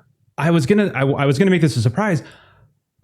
I got yours too. I'm still working. We're not entirely done harvesting, but we got a lot of the memories back. They're almost all there. It's like 80%. But I mean, you could talk to her if you want, but she's not 100% there. But I got most of it so far. I still got, that's why I was saying I didn't get everything the titans done. that hurt people down below. You're digging up and harvesting memories from the titans down below. Part of that's true. Not all of it. They were okay. Okay, so basically, oh God, it's just when you try to explain sci-fi sometimes and fantasy, it's really hard. Okay, so beneath us, there's like these seeds, okay, or these pods that have other worlds, like other us's, other moms and other Adams and other Tinas and other Amy's and those things were eating them. They were just like these fat, old, I don't know, they were just leeching off of them. And I didn't like that, so I'm stopping it. And in the process, also remaking and giving those people like Delilah's mom, a second chance. You see, because that's not fair. It's not fair that, we all loved her. She was great. She was fun. And it's not fair what happened to her. And Adam, oh my gosh, like Adam, that's really not fair. And then it's not fair, but you don't get the right to be God and choose who comes back and choose who gets to live again. That's not fair either. But that's the thing, man. I do, and I have. You're going to force me to rip my own heart out again. Thing is, I know it's soothing, but it's a placebo, right? It hurts to lose things, but to just replace them with something that's not them, it's kind of disrespectful to them. But it is them. Every memory, every experience, every little detail, down to the smallest minuscule thing, that is them. So you're it's not. So you're saying that the Titans were like eating my mom and eating Adam and eating. Exactly. And and they were there for like a really long time. And I mean, your gods know about them, but they hadn't done anything about it at all. and someone had to because it was wrong. And I stopped it. And also, there's this other, benefit.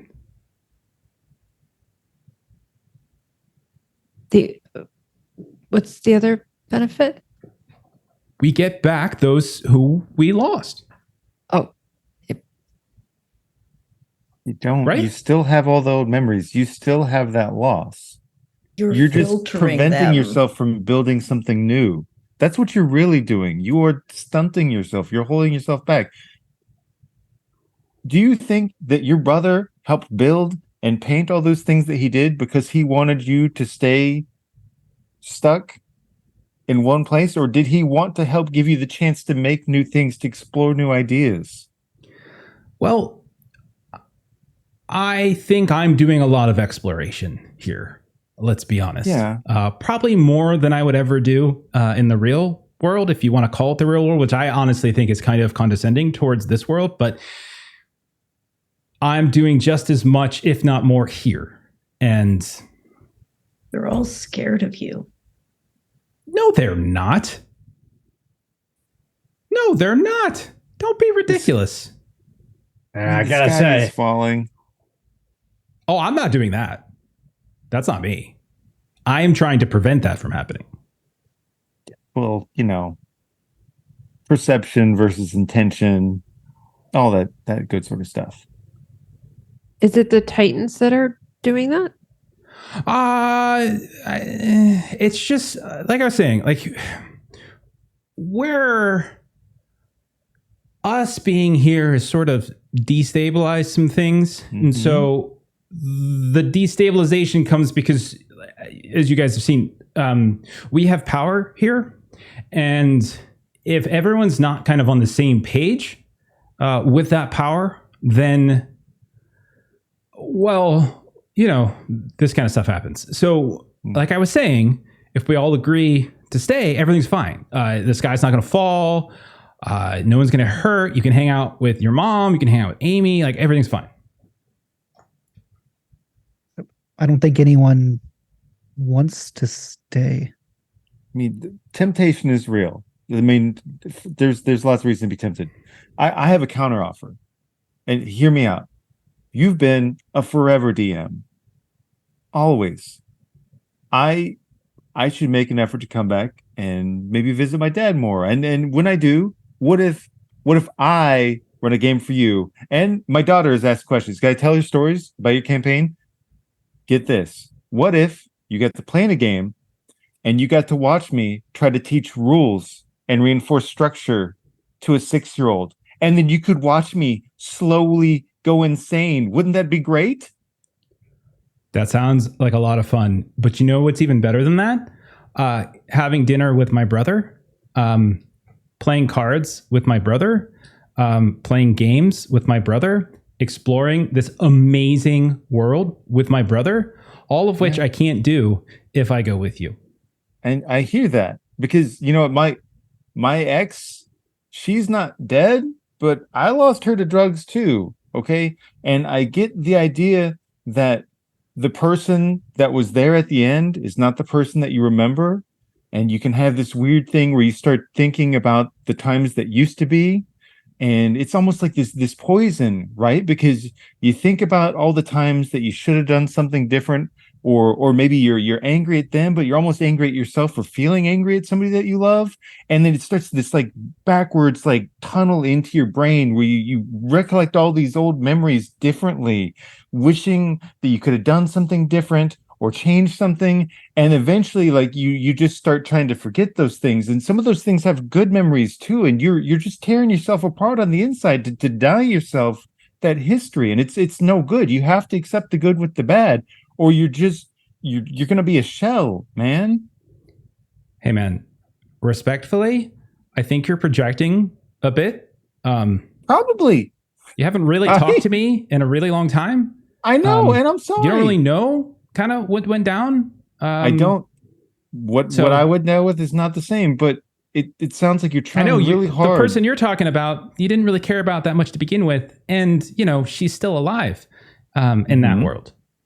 Mine, I did care about a lot, and Mhm. I did really love, and he's alive here. So it's really not. I don't understand how you guys would expect me to make any other choice. Like, Billy, life moves on.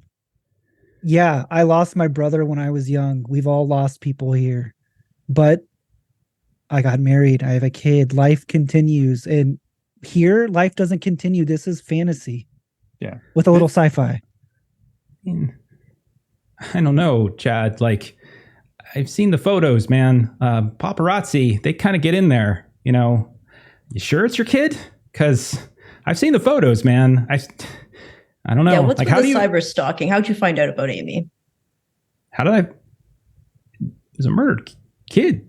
I keep in touch with. I keep up with all you guys. You guys might not have wanted to keep up with each other, and you know, you guys are my friends. So Then why didn't you come to the hospital? I did. No one came to the hospital. No, I was there. And so was Mike. And I got in a fight with Mike because Mike was trying to get in your hospital. And because I got in a fight, the hospital staff came by and threw us both out. And so I never got to go in. But yeah, I was there. And I made sure that your stalker didn't go in there either. But no, that's fine. Billy, I love this place. I love everything you've done here. And it absolutely breaks my heart to say, as much as I want to stay here and explore this world with you, we have to let Sean go home to his daughter. And if that means we all have to go, then we all have to go. See, that's the thing. I was thinking about that. That's a fair argument. 100%. I knew you were going to bring that up. I get it. I can bring her here. So No. how about that? I can bring her here. No. You can get you can get one of these, dude, like the zones, they're huge, and you and her can do whatever you want in that place. And I mean, it's like the biggest sandbox. Like, you've played like Minecraft. This is like 1,000 times better, man. Yeah, Billy, respectfully, and I love you, and I feel kind of guilty. I was projecting earlier, and also what isn't fair is I had my daughter with me to help deal with my shit. I had somebody with me, and you didn't have us with you, and that really sucks, and I'm sorry about that. But if you think for a goddamn second I'm gonna bring my fucking daughter to a place where there's people that are gonna eat her so they can come back to life, fuck you, Billy. Fuck you. Oh, no. They wouldn't eat her. They could eat you, but not her. She's not going to be like you guys. I can't do that. Oh, you But just I make can- a copy of her. So yeah, I can wouldn't make- really have my daughter here. Well, yeah, you would. What are you talking about? Like, Filtered memory of go ask some your mother. semblance of a person. Go ask Amy. Go ask Adam. Anything. They will know the answer. Anything. They are them. What are we if not our memories? What are we if we're not our memories? And all of their memories are there. Every single one. All the nuances, all the detail, every single one. You It's think I just there was half-ass that, this? I don't half-ass things. I know Billy- simulacrum is a very high level spell. We get it. I got a question for you, Billy. If one of us doesn't want to go and the rest do, what happens? Well, we have a time limit, and if we don't all agree, then, everything kind of implodes, and that's terrible. But those who are dead don't get a vote. Right. I understand then. Yeah. He turns, he looks at everybody. He's like, this is a wonderful place, guys. Come on. Tristan, artist, Leaf, Diala. This is a dream come true. Billy, I know that you're afraid to lose all of this. I know you can't imagine a life in a world without this place and without your brother, and that fear alone could destroy you. And I'm sorry. And then he'll try to use the power on him. He'll try to use the voice. Sure. Go ahead and roll. Give it a go. Now, since we've talked a lot about our past, can I call that a flashback? And get Sure. Yeah, go ahead. advantage? I'm going to die here, guys, but opening salvo. Well, I'd rather we all It, die than I got a 3 on my D4, a 4, 4, 3, and a 5. So that's a 7. Okay, so okay. All right. So you see as he goes, oh God. Oh, no, I'm just kidding. You really think that was going to work on me? Not really, but I figured I'd had to give it a shot. And then you see he just kind of whistles, but when he whistles, it doesn't sound like a human whistle. It just sort of sounds like a train whistle. And you just hear, klum, klum, klum, klum. And you just look as like outside the window, you see all these automatons, just like this army of them beginning to march up. Delilah, right? You're on my side, right? Guys, Sean, I know you had fond memories of Tina when she was a kid. She's not a kid anymore, and she's got no use for me. And I tried to make my business. Remember all the collages and everything I used to do for art class and all of that? I turned that into my own little like paper company, and and she points to like all the different pop-up cards and pop-up bouquets, and nobody cares. Nobody sends cards anymore. It's so old-fashioned. Nobody does that anymore. And yeah, I work in the industry, but I can't stay anywhere for long. It's just soul crushing. Like, have you talked to marketing people? They're the fucking worst people. Salesmen all day. Ugh, disgusting. My mom's here. She's the last person that genuinely cared about me and the things that I liked and the things that I wanted to do. And especially after the fire. God, it used to annoy the shit out of me how she couldn't even let us do a 4-hour session at the diner without having to drag Tina over just to make sure everything was okay. But she actually cared to make sure that I was okay. Nobody else gives a shit. Yeah, but you're going to take that away from Tina, Sean's Tina. Taking away his dad. I'm sure things are tough between you and Tina, especially from what went down with your mom. Life is hard, but life is also can be long and windy and weird, and what's difficult now? What's to say, like, who of us, maybe, and again, I could be projecting, who's not an asshole in their 20s? Who doesn't do the whole shrug off everything around them in their 20s? But what about when she's 30? What about who's going to be her maid of honor when she gets married? If she does. I don't know. I'm sure one of her sorority sisters. But they're not her real sister. I'm just saying, I think you're underselling yourself. I mean, what are we going to do? We're going to go back and just mindlessly watch TV shows and I don't have a TV. Get into, well, that's I mean, if you're just wanting on friends, then we can make things work. Life's complicated, like Tristan's saying, but it goes 1,000 miles an hour, and sometimes it takes a reality check to know what you need to do or know what direction you want to go to. And if friends is what you need, then maybe it's time we reconnect in the real world and not in fantasy land.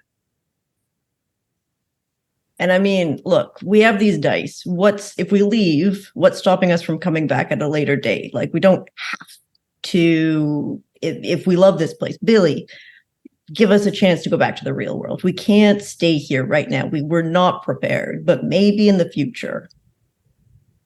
That's not how this works.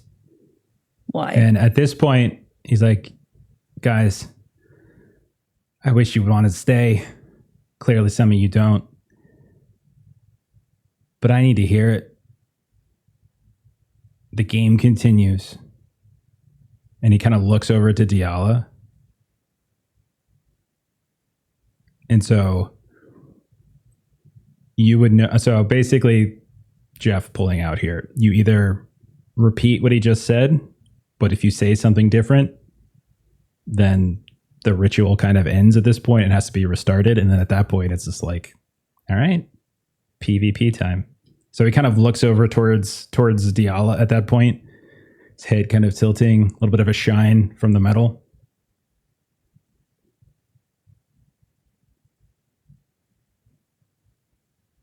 The game continues.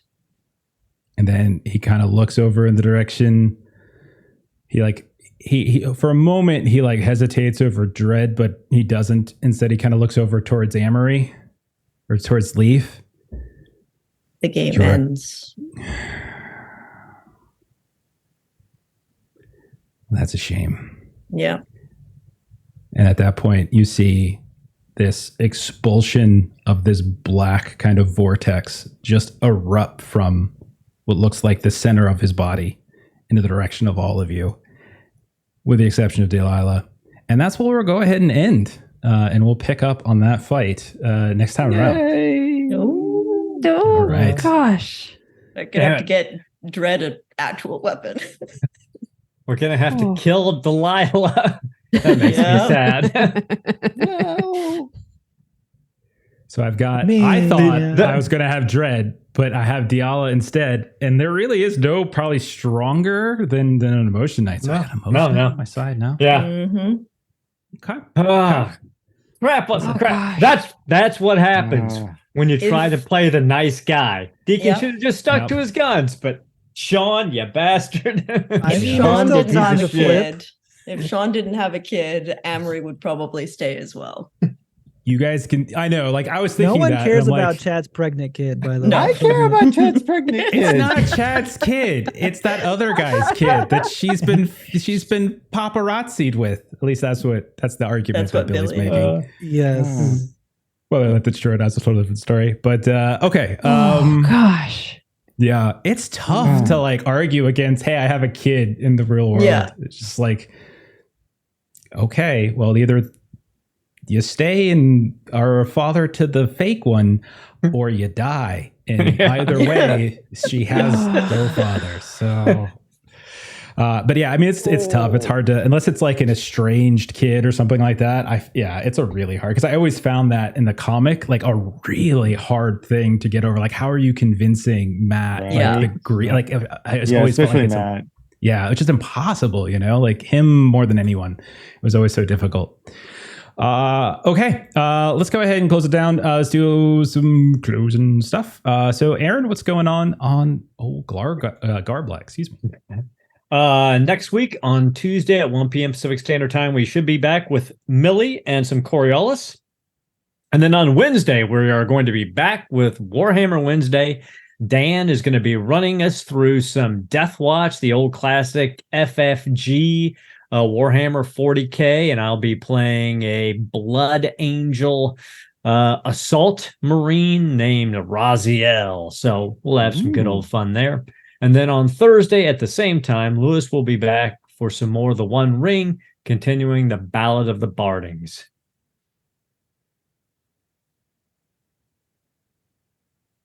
Yeah, earn Reese on Patreon, comics, maps, tokens, fun stuff. Check it out. Perfect. Let's see. As for us here, what do we got going on? Tomorrow is our next game, Delta Green. Come back for that as we have started up a new scenario. We are in Brooklyn in Red Hook. Some of you who are familiar with the works of Lovecraft might recognize the place of Red Hook. And some of you who aren't, like Melissa, has no idea what we're talking about. So the context is lost on her. Let's see. It's going to be fun to find out. It'll be fun. Anyway, yeah. Saturday, we got One Ring. So come back for that as we are descending back into the realm of Angmar. Could be good times. Monday, I don't know, something. We do actually have our Monday schedule all planned out, but things are probably not going to start up there until I think the 18th. So the next couple of weeks are going to be kind of weird for now. Tuesday, I don't know, as we just finished up Forbidden Lands. So maybe we do a one shot, maybe we take the night off. Who knows? And then next Thursday, we're actually not going to be doing Die, as we will be off next week. So we're actually got a 2-week cliffhanger here. So maybe we'll do something else. Maybe there's a lot of maybes going on in our next week's schedule. Oh God! I can't wait 2 weeks. Who knows? I love chaos. Yep. But that's about it. Thanks for everyone hanging out tonight. Thanks for the bits there, Steven. Steven gave me a heart attack today, but he gave me bits, so that's fine. Evan, anything else you want to add? Negative. Okay, fair enough. We're going to go ahead and raid 20 sides to every story. So follow that raid. If you haven't followed our channel, please do so. If you haven't checked out the YouTube Adventures in Lollygagging, please go ahead and subscribe over there. Have a great rest of your night. We'll see y'all later. Bye-bye. Good night.